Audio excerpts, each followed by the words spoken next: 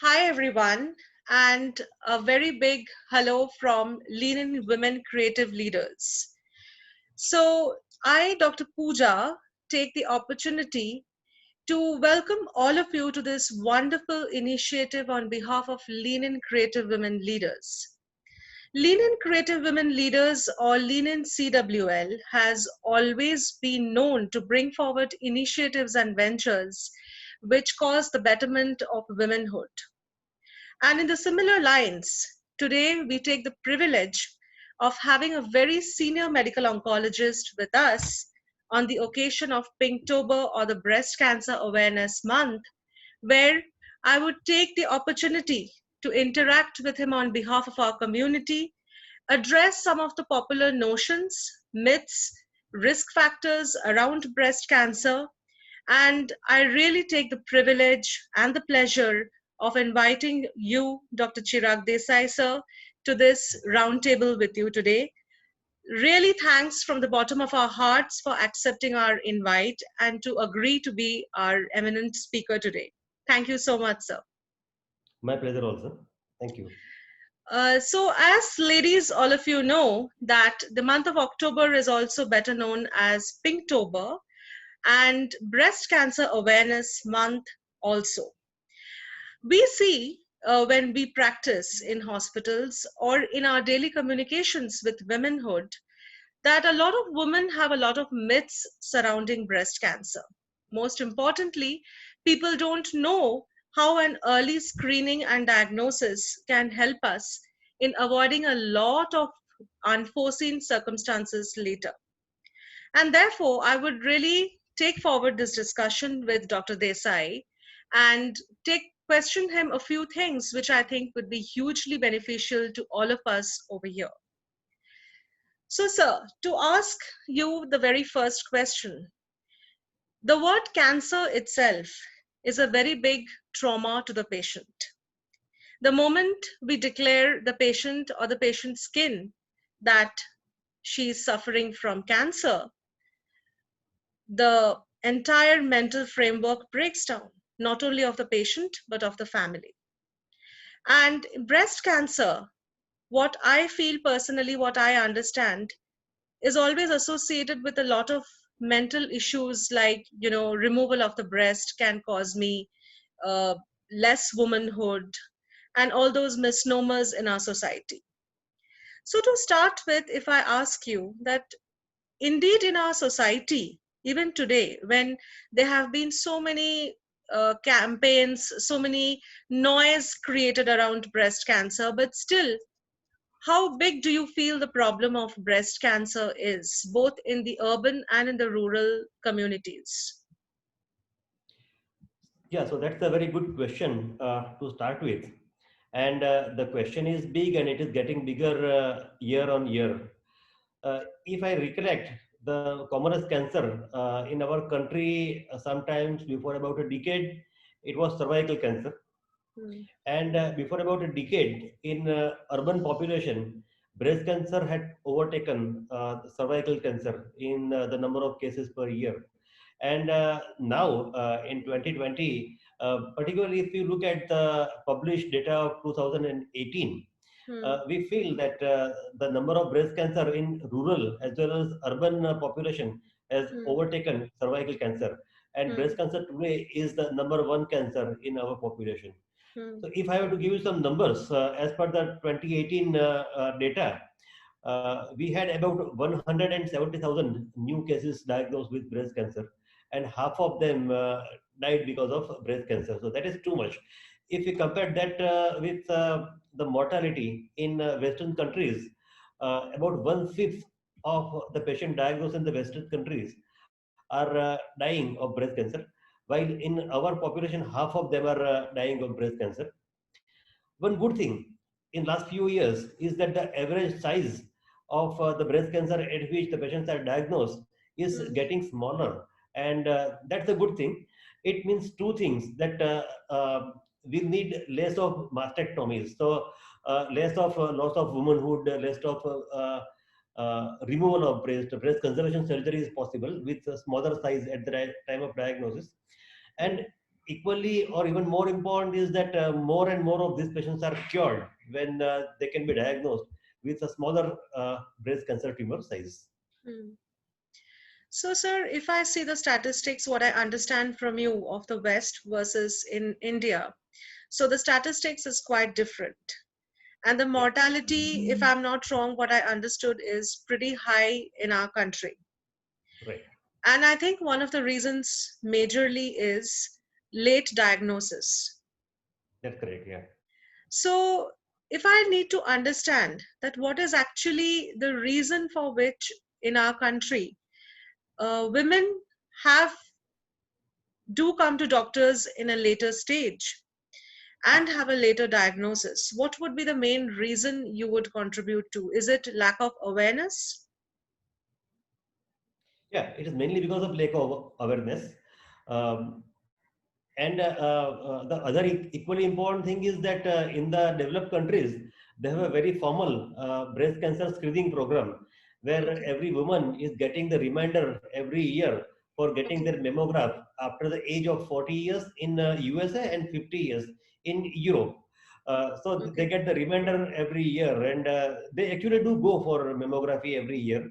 And okay. because of that, they are able to diagnose breast cancer more and more in earlier stage. That Hmm, results in reduction of the mortality in their country. hmm, While we don't have the formal breast cancer screening program in our country, hmm, we do have mammography machine, and the penetration is improved in last few years. hmm. Every small city also has the facility of mammography, unlike a few years back where mammography was possible only in the select large cities. So the things are getting better, but uh, the thing that understanding of our population to Hmm, go for mammography is low. I mean, I'm talking about urban area right now.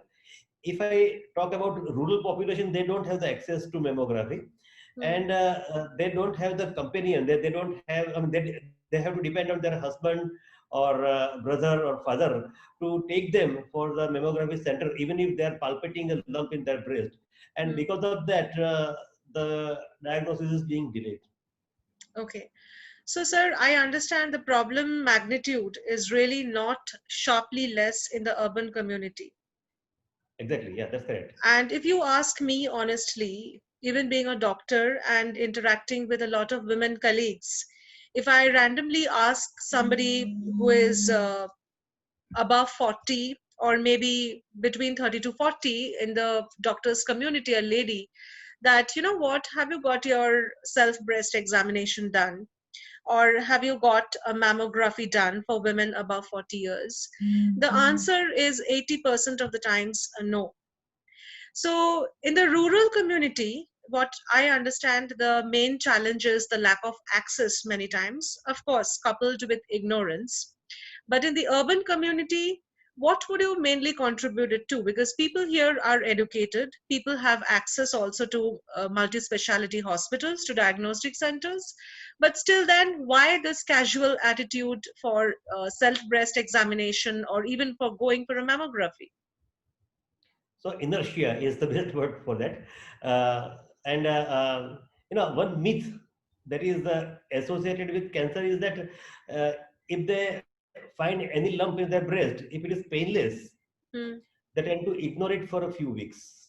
hmm, And I mean, one has to remember that most of the times cancer is painless. hmm. So if a woman is finding a lump in the breast which she has observed in last few days, which is painless, all the reason that she must go immediately for a mammography and then further testing as and when required. Hmm. Right, right, sir.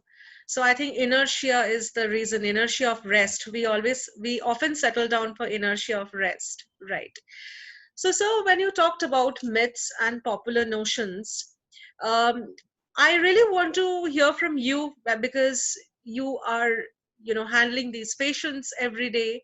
That what are the some of the common myths or misnomers that you find patients, struggling with, or they come up to you with questions? Are there any popular myths? Are there any popular misnomers, misbeliefs that you would like to address around breast cancer here? Yeah, the first thing I said that people believe that cancer has to be painful because Hmm. in general people's mind, cancer means pain. Hmm. That has gone so deep down that anything that is painless they tend to ignore for some time. That's first thing. Second thing is they're afraid of biopsy, and Hmm. they spend a lot of time Hmm. before actually going for biopsy, and they find to have the means of diagnosing or ruling out cancer without Hmm. having to go for a biopsy. Hmm. uh, then the other thing is in younger ladies, Hmm. if they find a lump in their breast, particularly in the rural population, Hmm. they attribute it to ये तो दूध की घट है, इसके लिए कुछ करने की जरूरत नहीं है. That's something that comes in their mind, Hmm. uh, and when they go to doctor, we also have to ensure that the medical community also is also equally sensitized. uh, Sometimes it so happens that in the young individual, if they find a lump in the breast which is painless, freely moving, Hmm. very often the diagnosis of fibroadenoma, which is a benign breast tumor, is being given. Hmm. And only when that so-called fibroadenoma starts growing, then they will Hmm. suggest for a biopsy. Right. So uh, cancer is painless. That is something that they need to understand. Going for the biopsy is essential. That is another thing. Hmm. And then most of the times, particularly in the urban population, people are afraid uh, of the hypothetical side effects of the cancer treatment. So Hmm. that also is keeping them away from taking the treatment in appropriate time. Okay. Okay. So I often get a few questions from my friends, which I would take the opportunity to ask you here. So one popular question is that is any swelling in the armpit to be fearful of? Or when do we understand that the swelling can be associated with breast cancer? How do we identify and how do we know that?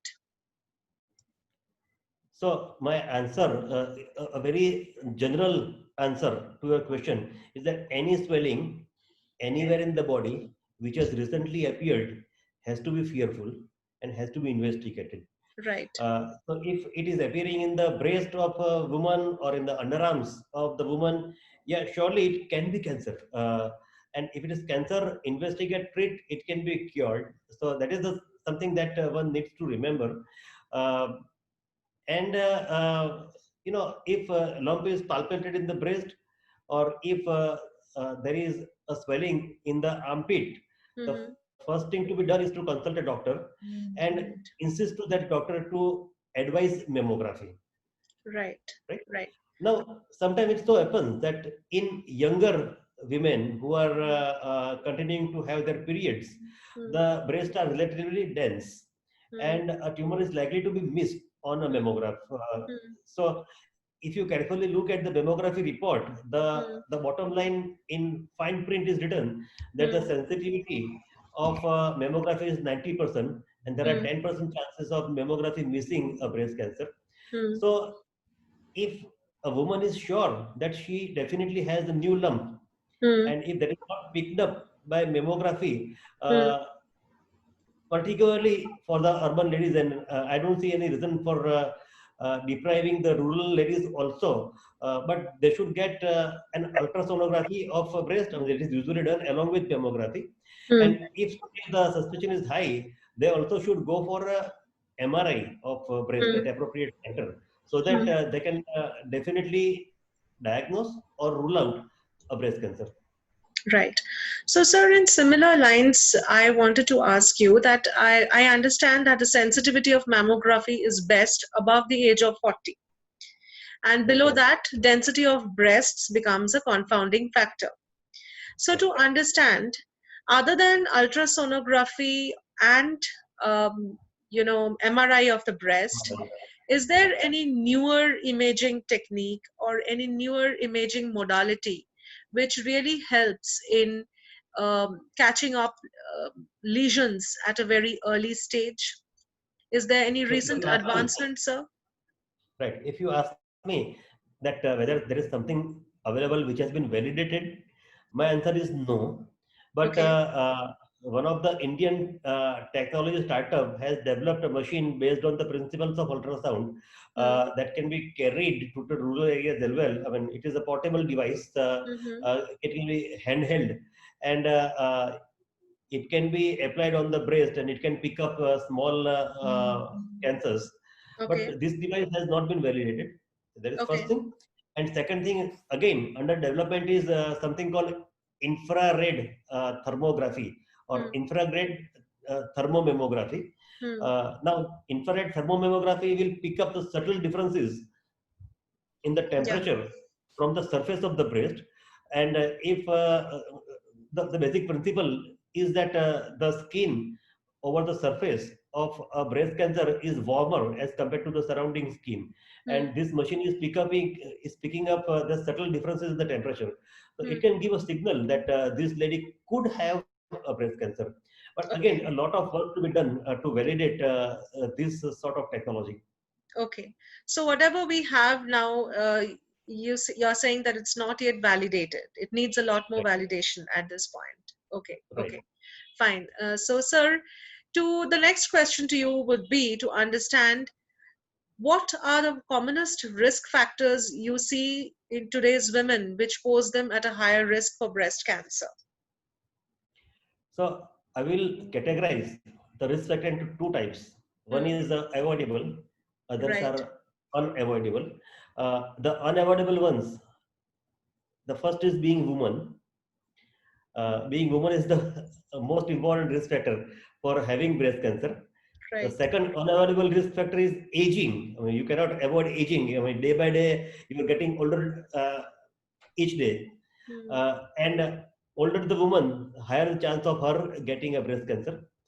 And the third thing is to have a family history of breast cancer or ovarian cancer. If Right. multiple members in the family of a woman are having breast or ovarian cancer, her Hmm. chance of getting breast cancer is little higher, and Hmm. she should be more alert to pick up the breast cancer early so that Hmm. she cannot avoid breast cancer. But if she contracts breast cancer, it can Hmm. be treated effectively.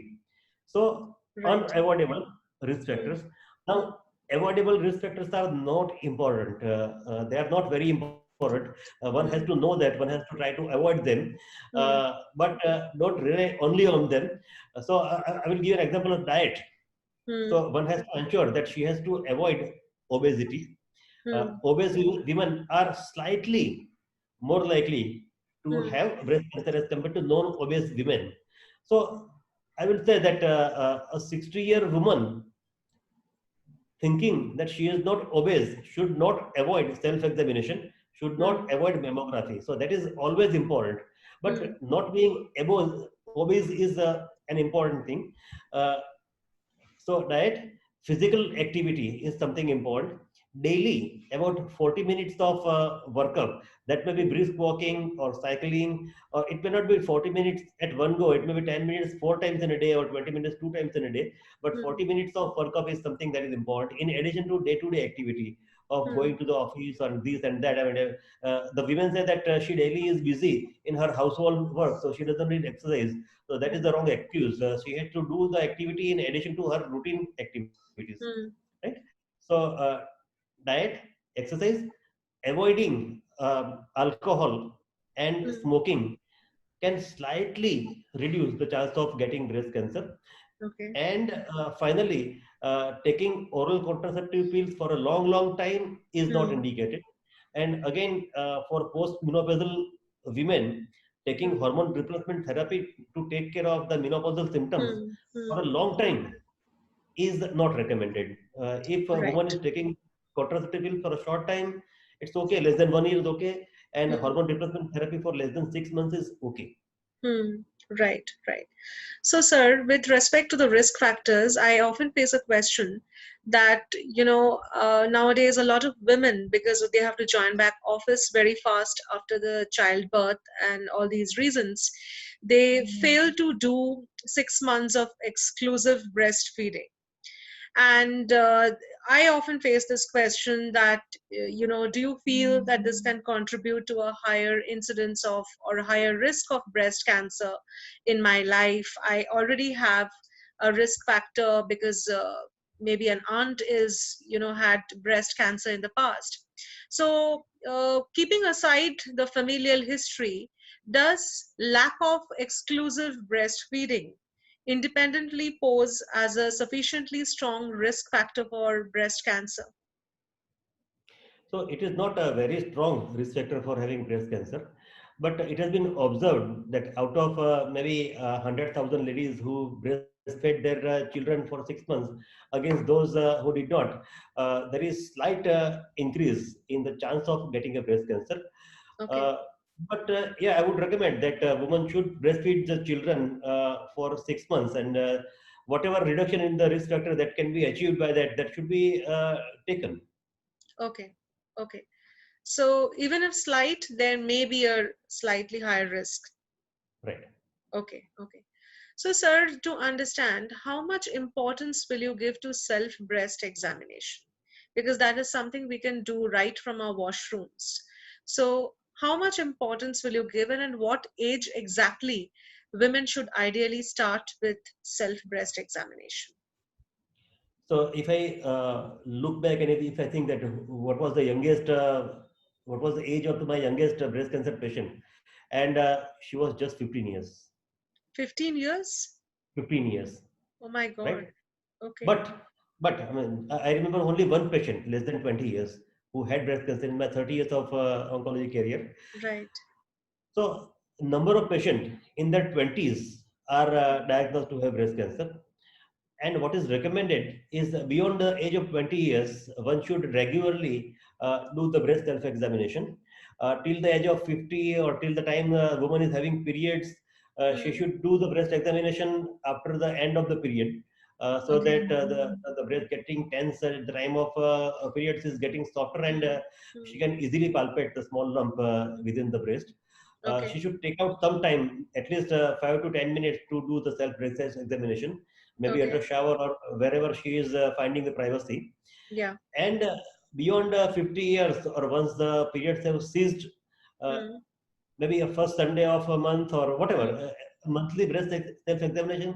I think this is the most important thing, because women will very easily pick up the changes in the contour and the density of their breast, and they are the Hmm. most important person to pick Hmm. up their breast cancer early. Hmm. Okay. Right. Right. So that means the earlier, the better. Because now, as I hear from you, you have seen such young patients with breast cancer.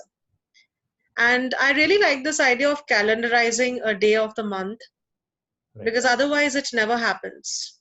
Absolutely. Yeah. So, sir, one another question that comes to my mind is, when Angelina Jolie got prophylactic mastectomy and prophylactic oophorectomy done, that is, ladies, for your convenience, prophylactic removal of breast and prophylactic removal of ovaries, because she has a very strong familial history. So we often faced a few questions like, that's not really the mindset over here. Here, women try to preserve the breasts even when they are in pretty advanced stages. So, do you see any such trend over here, or do you see the reverse that women are very, very apprehensive of mastectomy, and they are keen on getting prosthesis done after breast removal surgery? What is the trend exactly here in India? So I can see the women opting for both the sides. There are women who don't want a chance of getting breast recurrence in the Hmm. residual breast, and they want their breast to be out. Hmm. And they sometimes, rare of the ladies want the second breast also to be out when diagnosed with breast cancer. But by and large, more and more women, knowing that breast conservation is possible, Hmm. uh, they would want to opt for breast conservation even in their 50s or 60s. I mean, our Okay. impression is that only young women want to preserve their breast, but why not? I mean, why not the elderly or so-called elderly women in their 50s or 60s also want to preserve their breast, and they Right. have the opportunity to do that with the latest technologies. Hmm. Okay. Okay. So more or less, the trend is like that over here, both in urban and rural setups, or how is it? No, both. I mean, in rural women, they don't spell out their desires so very easily. So Yeah. if they are given sufficient time, sufficient education, sufficient privacy to Hmm. vent out their feeling, they will of course. Right. Right. Right. Right. So, sir, as we come to the end of this roundtable with you, I would like to ask one question, which is a very dear question on my end. I know patients, in oncology hospitals, wherever I have interacted with patients or with their kins, that addressing only the medical needs or the surgical needs of the patient is not everything that a cancer patient needs. Addressing the psychological impact, addressing the nutritional needs is also equally important. So, are the various ventures or initiatives that being driven now all over our country through different stakeholders, are we focusing on these two aspects, the nutritional aspect and the psychological aspect of the patient? So as a community, both medical as well as the people's community, we are not focusing at present on these two Okay. aspects. Okay. But more and more cities, more and more hospitals are coming out with their own patient group, Okay. and within the patient group, they have a psychologist, they have Hmm. identified the physiotherapist, Hmm. they have identified the nutritionist who will advise Hmm. the cancer survivors as well Hmm. as the people in the community Hmm. to take care of themselves. And that's a positive sign that has started developing already in our Okay. country. I don't see the national level formal organization, and Okay. I feel that sometimes all these informal small gatherings or the small societies will end up being a large vocal national entity. Okay. Okay. So, because I personally have faced similar questions from cancer patients' skins, that especially in the last 6, 7 months when there was very difficulty in traveling, and if they are stuck in a rural or semi-rural setup, they have often come back asking, can we give this nutritional supplement, can we give that, can we give this? So I have always told them that these nutritional supplements need to be considered before giving, and I think the ideal person to consult is your doctor. So do not Okay. have anything, any nutritional supplement of any kind without consulting the doctor, and probably the right person for you is your doctor. So even if possible, get in touch over the phone, because I often see a tendency among patients or patient skins that to drastically improve their emaciated state, they are ready to do anything. So that is the reason I asked you this question. So To sir, that extent, if I can add, Dr. Pooja, yeah, there is nothing like a good diet or there is nothing like a bad diet for a cancer true, patient. That is something that has to be remembered.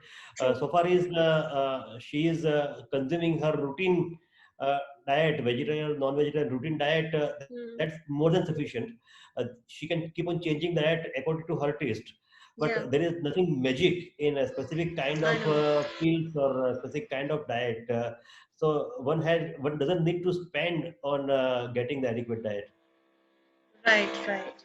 No, I asked you this question, sir, because in cancer patients, they have a significant weight loss, especially in Right. advanced stages. And that time, the patient's kins become desperate to do anything and to, Right. and in the last 6 months, because of COVID and the travel restrictions, they have often not been able to reach out to their specialty doctor or specialty hospital, which is why I feel that there was these questions that whether we can take this, whether we can take this food item, whether we can take this food supplement.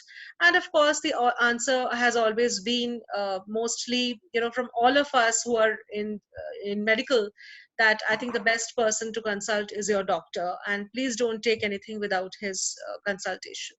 Right. Yeah.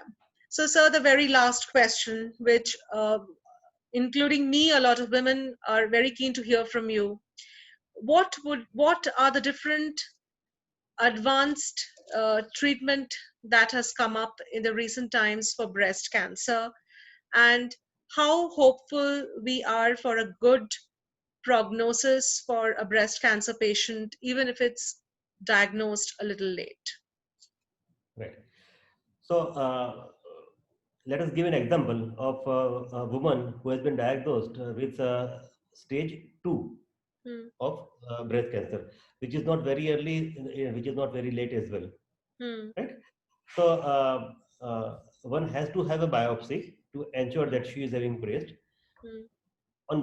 In biopsy, we are doing some tests like estrogen receptor, progesterone receptor, and HER2 Hmm. to prognosticate the outcome after the treatment and Hmm. to plan the treatment for that particular lady. Hmm. Surgery is essential. We cannot do away without surgery. Hmm. It can be removal of the breast, or it can be removal of the on the tumor Hmm. with the removal of the nodes in the armpit. Hmm. So that is surgery. Hmm. Radiation is required in some patients. If a woman has opted for breast conservation, radiation is required. Or Hmm. if the lymph nodes are positive in the underarms, radiation is Hmm. required. So surgery is required. Hmm. Radiation is required in some patients, Hmm. and the drugs are required in most of the patients. Hmm. Right? There are three kind of drugs that we offer Hmm. to our patients. One is Hmm. chemotherapy, one Hmm. is hormone, and Hmm. one is HER2 directed targeted therapy. So Hmm. depending on the size of the tumor, depending on the lymph node, and depending on the ER, PR, and HER2 status, Hmm. we are identifying which patient require chemotherapy and which patient can be spared the side effects of chemotherapy. Hmm. Hmm. Whatever, if the chemotherapy is required, that is completed in 4 to 6 months after surgery. So within 6 to 7 months after surgery, most of the treatment is completed, except if the patient is taking hormone, that will go on for a few years. And after that, most of the patients in stage 2 are cured. If the patient doesn't have a recurrence for about 5 years, we can consider that the lady is cured of cancer. Okay. Okay. Great. So I think that would have been pretty informative for all the women who would be watching this video on the occasion of this Pinktober or Breast Cancer Awareness Month. And thank you so much, sir. And we had a really, really big privilege to have Dr. Chirag Desai, Senior Medical Oncologist practicing in Vedanta Hospital, Ahmedabad, with us today for this roundtable with him to understand breast cancer better and to how to handle it when somebody comes up to us asking these questions, or we have these questions again and again going around in our minds. So thank you so much, sir, for the Thank you, time. Deepak. And it has been really kind of you to accommodate this time in your busy schedule. And really, really look forward to being associated with you in different scientific initiatives from the community. I'm very sure the community will take forward the relationship ahead. Thank you so Thank much. you. Bye. Thank you.